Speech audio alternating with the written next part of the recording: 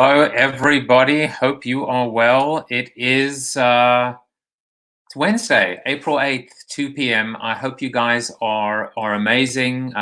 Tonight is the beginning of Passover. And I guess, the two golden rules, right, of, maybe of broadcasting is don't bring up politics and don't bring up religion. Well, I guess I've done both. Still trying to figure it out as I go along. Yeah, I'm going to give you a little bit of a sermon today, if you want. That I hope will be relevant, regardless of your religion and regardless, even if you believe in religion, as far as I'm concerned. But I'm thrilled that you guys are here today. Hello, Bob. Bob is in mourning because Bernie Sanders just dropped out, and which I guess paves the way right now for Joe Biden to be the Democratic presidential nominee. Although it still may be Cuomo, we don't know. But you know what? At least there's a simplification, right? A simplification going on in terms of having two candidates, right, or one candidate and an incumbent as well. But I still love you, Bob. You know that. And Elaine said hello from Florida. Hello, Elaine. Hope you are well as well. Bob, we're going to focus on more important things today, like gefilte fish and horseradish or grain. And I love both, but I really, really love spicy food. I love peri-peri. I love chilies. And I love horseradish. The hotter, the better. In fact, in years gone by, I've had so much, and like a child, eaten so much to the point where the water is streaming from my eyes, where I actually stop breathing or struggle to breathe.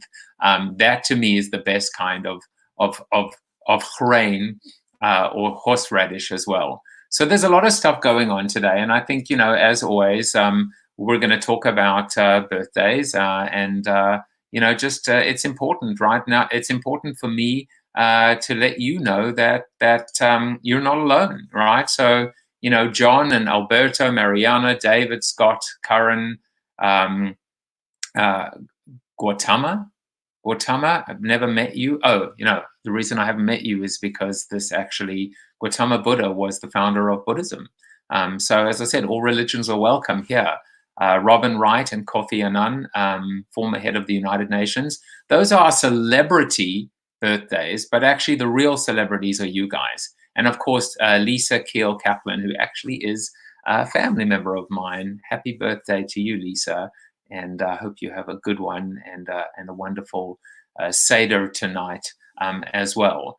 I love these birthdays, and I hope you love them too. And I hope that you kind of don't feel bad, maybe, maybe that I'm not going to be celebrating your birthday. I hope I don't celebrate your birthday, because I hope that we're out of this, that we're not locking down or sheltering in place by the time you actually have a birthday. And maybe even we can celebrate your birthday together.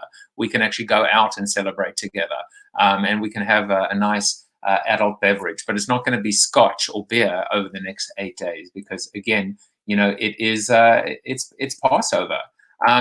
So the numbers. I mean, let's talk about the numbers right now. We're sitting at 1.4 million worldwide, and it's interesting because you can see now 4 greens in a row, right? So the number of cases globally for the last 4 days is getting better every day. I mean, I don't know if you knew that before. I didn't know before I started keeping this particular spreadsheet as well. Number of deaths also seems to be, I don't want to say flatlining, but there it is, 5,346. And looking at the US, we're now up to 401,000 cases. And I think when you look at the deaths as well, I mean, we actually had a really bad day yesterday. It was maybe one of the worst days. They say that we're getting to the peak right now, and certainly in New York. And that's why I'm wearing my one of my oldest caps, my New York Yankees cap, because my heart is with every single New Yorker right now. I always say that if you lived in New York during 9/11, as I did, you're kind of a New Yorker for life. It's very hard to separate yourself from that trauma and that tragedy. And in many respects now, the trauma and tragedy that we're going through right now, we're all sharing it. We're all in it together, and we're all experiencing it together. maybe that will mean that we will heal better together, because there's not one person that we'll ever see or encounter or come into contact with that wouldn't have gone through this experience together as well. So just something maybe to think about. And Ritesh just said, "What the heck is that hat?" Well, he knows obviously exactly what this cap is. I mean, listen, at least it's not an Arsenal cap, Ritesh. It's a Yankees cap. Come on, dude. I've worn a Spurs cap as well. Yes, it's a cap. It's not a hat. And Susie Weitzman said, "Stay healthy, Joseph Jaffe. Have a meaningful Passover." We've never referred to it as a meaningful Passover before, right? We've always spoken about a meaningful fast, but now for the first time, even the things that we say over, like Jan just said, "May this pass over all of us." I mean, that kind of is exactly why it's called Passover, right? But yeah, we're saying different things now for the first time. We're saying "stay safe" instead of or "stay well," which we never really used to end our emails or our letters that way. But now it's about safety and health, and I'll certainly talk about that a little bit. In fact, I want to be able to talk about that. There's a lot of stuff in the news at the moment. I wanted to mention the other day, and I forgot to.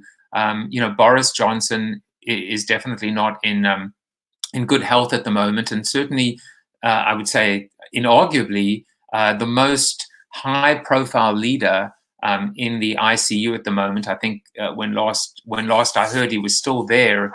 We wish him well, and and we hope he pulls through. It's important right now to see our leaders strong. And so far we haven't, right? We've seen everyone is somehow recovered, right? You see Chris Cuomo on CNN. Everyone seems to be like, you know what, I'm taking it on the chin. I'm not feeling great, but I'm getting through it. And now for the first time, we see someone, even Prince Charles, right? We saw so many high profile people that seem to be okay. And maybe this is the first person that isn't. Other things going on right now, Wuhan, in the news, right? Wuhan has opened up. They've opened up Wuhan. There's traffic coming in and out. There are people traveling again. There are stores that are open under tremendous scrutiny and tremendous control by Big Brother. But at the end of the day, Wuhan has opened up, and it's kind of bittersweet, isn't it? Right? It's bittersweet that we see this. We see. We're happy and we're also like just a bit pissed as well, because it's hard not to be resentful. It's hard not to be angry at Wuhan, at China. It's hard not to feel these feelings, to say this is the place where it all began, and it's maybe not business as usual or life as usual, but the fact that they're getting on with it and we are not. We are trapped at home. We are suffering. We are furloughed. We are laid off. We are struggling right now as well. But part of this cathartic experience is to allow everyone to heal and to not harbor these feelings, of anger or resentment or whatever the case may be. And there's some good news as well, which is, good news. Again, this is how crazy it is. The revised expected death total in the US has now moved from 2.2 million to 100 to 240,000 to 84,000, and just today was revised downward now to 60,000. And you know what? Maybe we should just keep on, taking it seriously and saying, yeah, we're happy that the death toll has been revised down, but also at the same time, guess what? The trend keeps on revising down. So maybe 60 will become 50 and 40 and 30, and we'll keep on moving that number down. Hope springs eternal.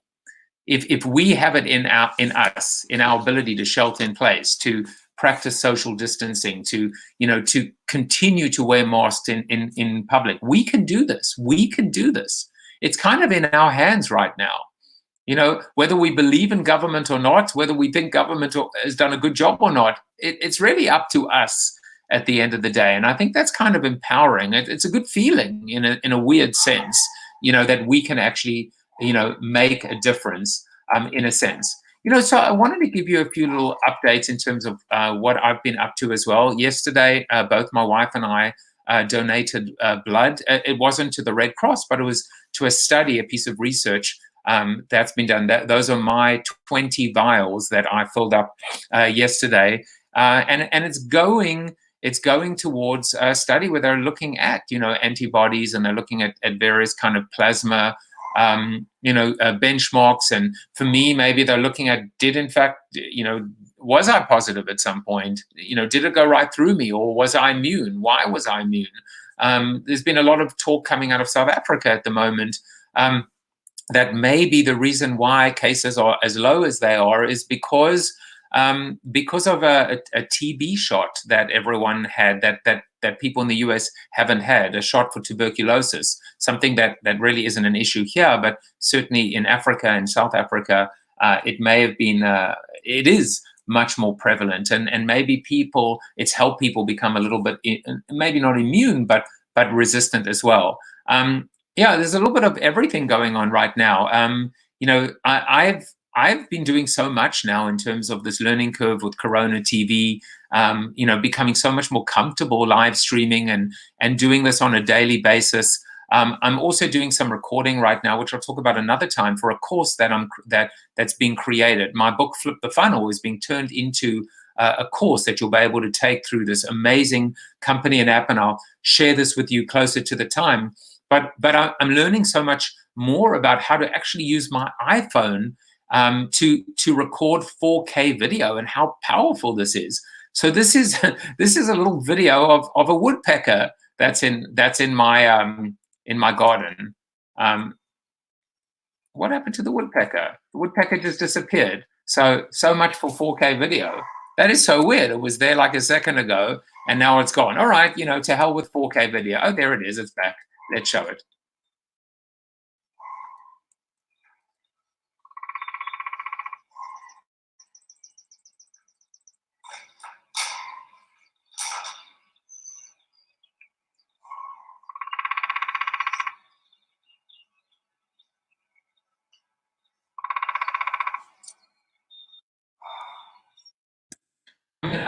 I don't know about you, but I think that's pretty cool, right? I mean, I grew up watching cartoons and watching Woody Woodpecker, and actually seeing a woodpecker in action. But that's using 4K, and I probably should show you how much zoom was actually involved. Not only the zoom in terms of taking the video, but then I zoomed into the zoom of that video, and still, the picture is amazing. So it's incredible, like, what you can do in terms of using these little hacks to record amazing sound, amazing video, etc. So a couple of other things that I just wanted to share with you as well. And Stuart Silverman just said, until that woodpecker attacks your house. Yeah, that is true.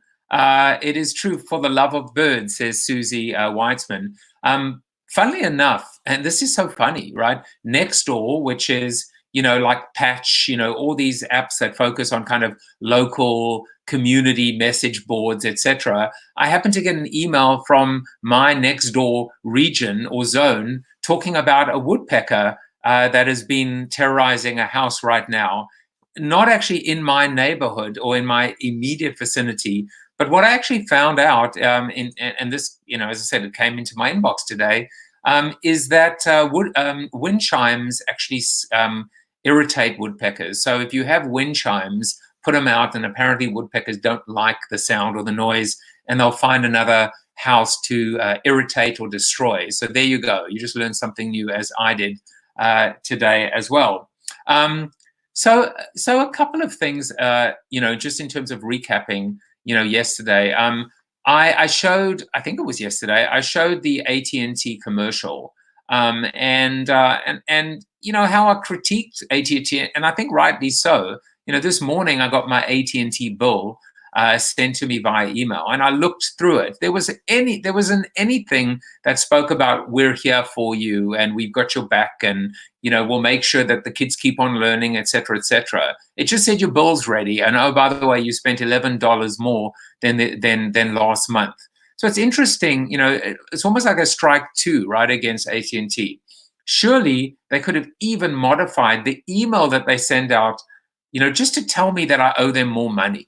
Hundreds and hundreds and hundreds of dollars for all my different at&t accounts and data plans, throughout the household and the family. So it's interesting how they've, I don't want to say it's tone deaf. I just think it's deaf. I think the fact, they haven't been able to actually send out, they're not using communication just to say, we've changed it, we're sensitive, and we're going to help you. And then when I get the damn bill, still nothing as well. Another thing, I on Monday I'd said to you guys, joked around the fact that I said it's someday, and then I got this through WhatsApp yesterday, which says, until further notice, the days of the week are now called this day, that day, other day, someday, yesterday, today, and next day. So I guess it's not just me that is losing track of all of these days, right? Monday is meaningless. Monday equals Thursday equals Sunday. Who cares, as long as we're all trapped at home and sheltering in place. A couple of other things that I wanted to share with you as well. I just thought today would be a little bit of a lighter-hearted approach, and then I'll kind of spend the last 10 minutes just talking about something that I read that I'm going to share at our very, very small Passover Seder tonight.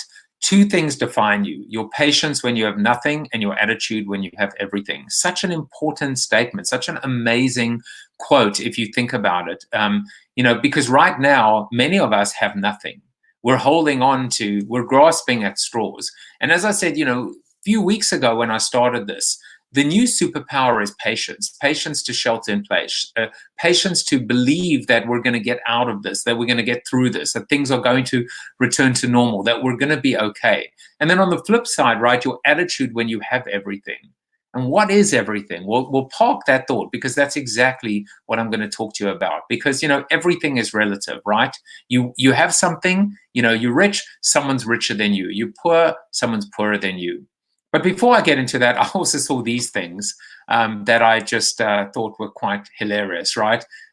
Different almost posters or plot lines or narratives of some of our favorite television shows that have been updated for this Corona era that we're living in, whether it's Friends now all taking place through Skype. I was surprised they didn't use Zoom, but, I guess Skype is still around, Prison Break.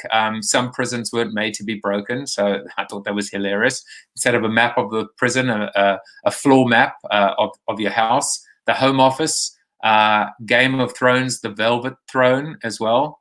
So I see Khaleesi is sheltering in place. And my favorite, which is Breaking Bread. I thought that was that was just hilarious, right? Breaking bread. Actually, it's just basic chemistry. So there you go. Which kind of leads us to the concept of of Passover. And look, if you are if you're not Jewish, I think this is going to be relevant. If you don't believe in God, I hope this is going to be relevant. If you want to stop watching now for the last 12 minutes, you certainly can. But I just wanted to share a couple of thoughts and reflections, because, the Seder, the Passover Seder, was always a time when families came together and friends came together and tables were full. And at the best of times, I mean, we take it for granted right now. We take it for granted, the family where everybody's talking over each other and no one's focusing, and your Steve Buscemi uncle is getting too drunk, and the kids aren't taking it seriously, and the adults are actually misbehaving more than the kids are. But you have life and spirit, and and there's just life in a garage, in a home, in a tent, wherever you are. And now the cupboards are bare, so to speak. It's you, it's your spouse, it's your kids, pretty much it. Not even around parents who are now considered to be high risk individuals. And so I saw this little video clip that I just wanted to play for you and share with you, and then I'll talk about just a few final thoughts. מה נשתנה הלילה הזה מכל הלילות, מכל הלילות, שבכל הלילות אנו אוכלים חמץ ומצה, חמץ ומצה. הלילה הזה כולו מצה, הלילה הזה כולו מצה. השנה שרים מני. We'll stop with the Hebrew as well, but to me, it's of course, Susie, I'll make that shareable as best as I can.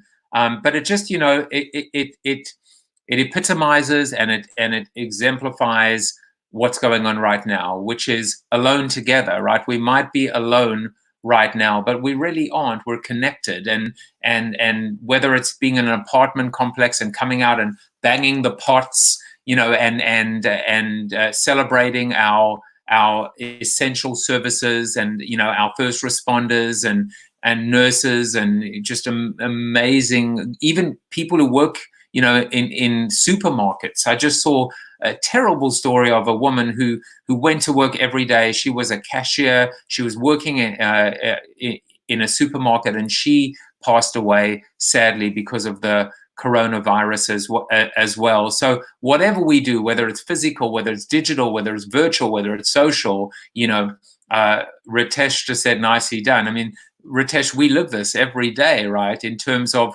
being able,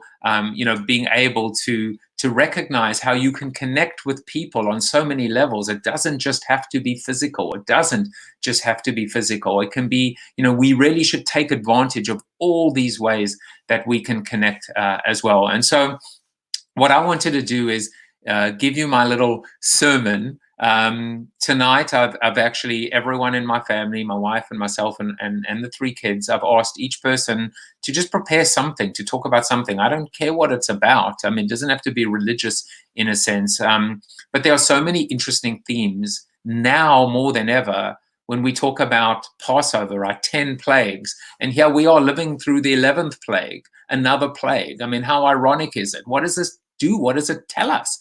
It tells us, it reminds us to be in awe of nature and in awe of God, to realize as big and bold and ugly and strong and resourceful and powerful and hubristic as we are but dust at the end of the day. We are ants in this cosmic universe with all of these superpowers or spiritual powers that we cannot understand and that we cannot comprehend as well.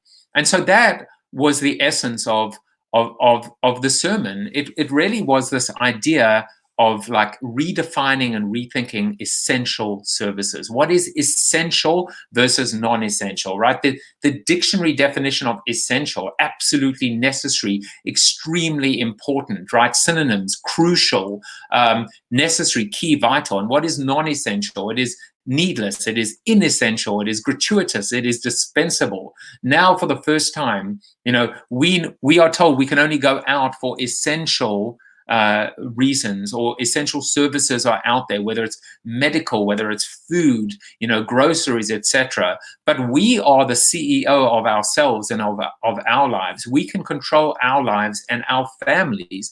And really, what is essential to us versus non-essential versus disposable? Our health is essential, and we can control it to a degree.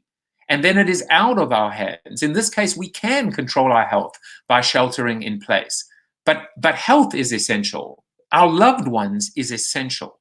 At the end of the day, the health of our loved ones, it is essential to us. And still, we cannot control this right now. We cannot be with them right now. We don't have the ability to be with so many of our loved ones right now. And that is scary, especially when their health is affected. Financial stability and security, that is essential to a degree. But again, we don't have control of that. And many of our financial bubbles have been burst and our lives have been shattered. And then happiness. Happiness is essential. Happiness is what makes the world go round. But how many of us are happy right now? How many of us are feeling happiness?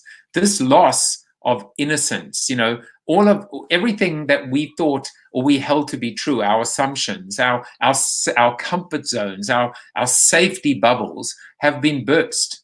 And right now, a lot of us have emotions of pain, of anger, of frustration. Well, let it be cathartic. Let us use and harness these emotions right now and combine them to actually create something that is positive and constructive. Now, in the Seder, for those of you that aren't Jewish, when we do the Seder, there is a verse, a song that we sing called Dayenu. And what Dayenu means is enough. And the message here is that we need to learn, and we need to learn how to say it's enough. Some of the verses basically say, it would, if God had taken us out of Egypt, it would have been enough for us. There are other things. If he had split the sea for us, it would have been enough.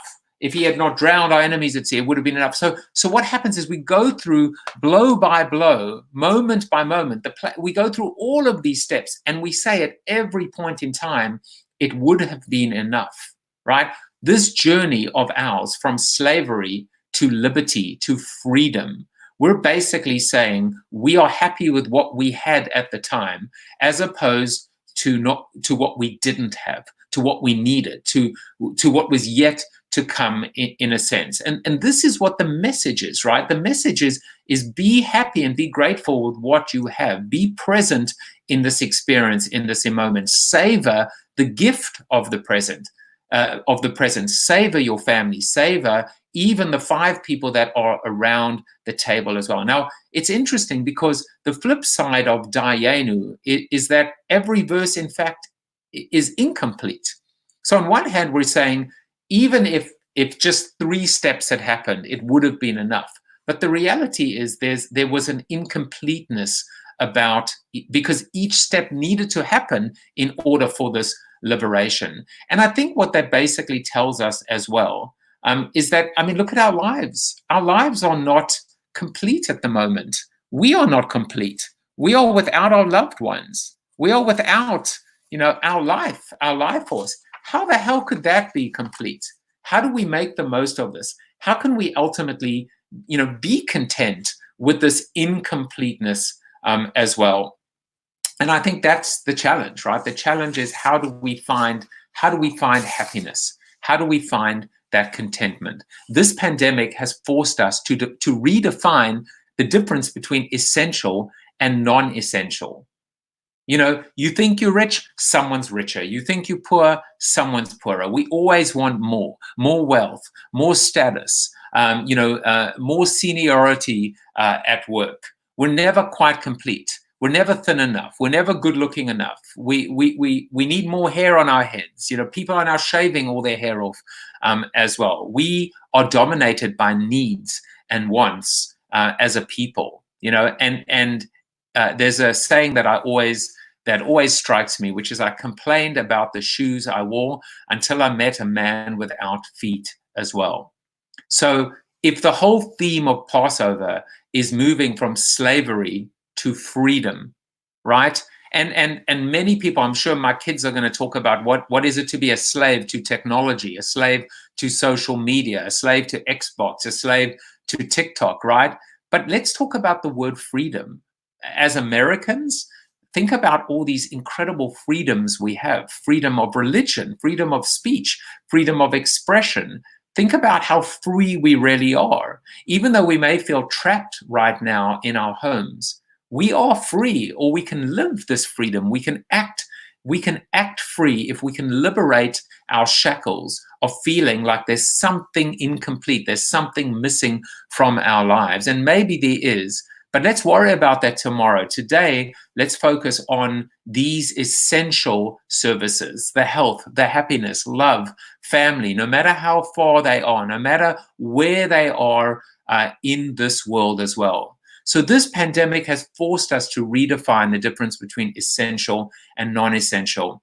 And so now we can almost rewrite the words of Dayenu, right? If my children had dedicated teachers, even if they are missing being on campus and all the amenities, Dayenu, it would have been enough.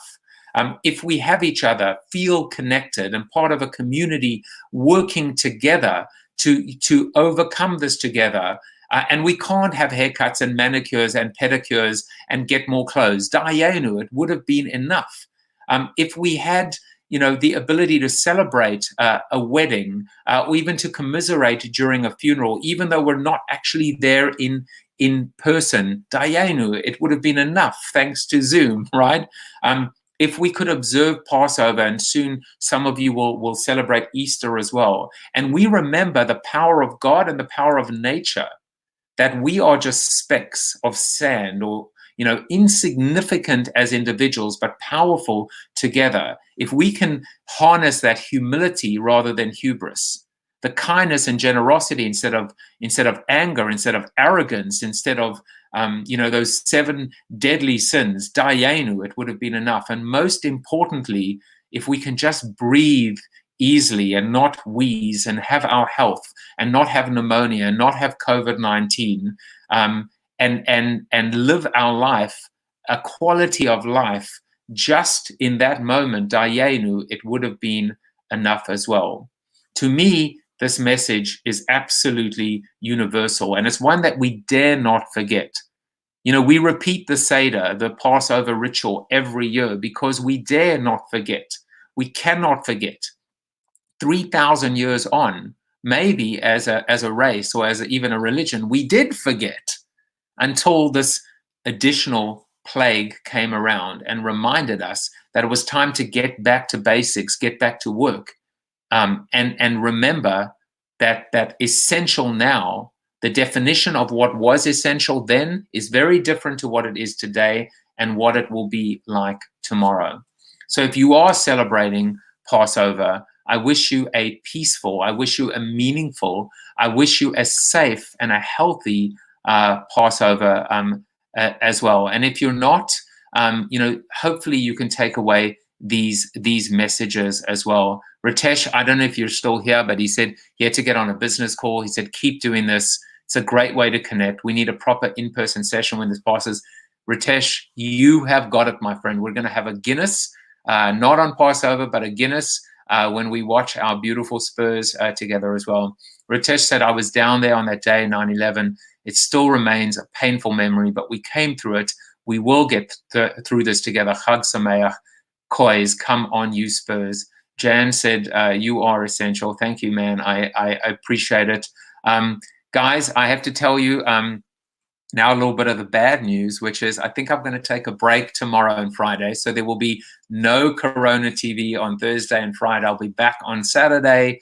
I'm just going to kind of like detox a little bit and hang out with the family. So hopefully you guys will be okay. Yeah, I just wish you nothing but the best. I'll pop onto the Zoom, but just for a little bit as well, so that we can hang out a little bit. For those of you that want to do that, yeah, come join us on the Zoom. There's the link, and it's in the show notes as well. Take care, guys, and I will be back on Saturday. We've got a whole bunch of interviews coming up. It's going to be awesome. Susie, you get the last word or the last heart or emoticon. You are very welcome. Take care, guys, and I'll see you in a few days.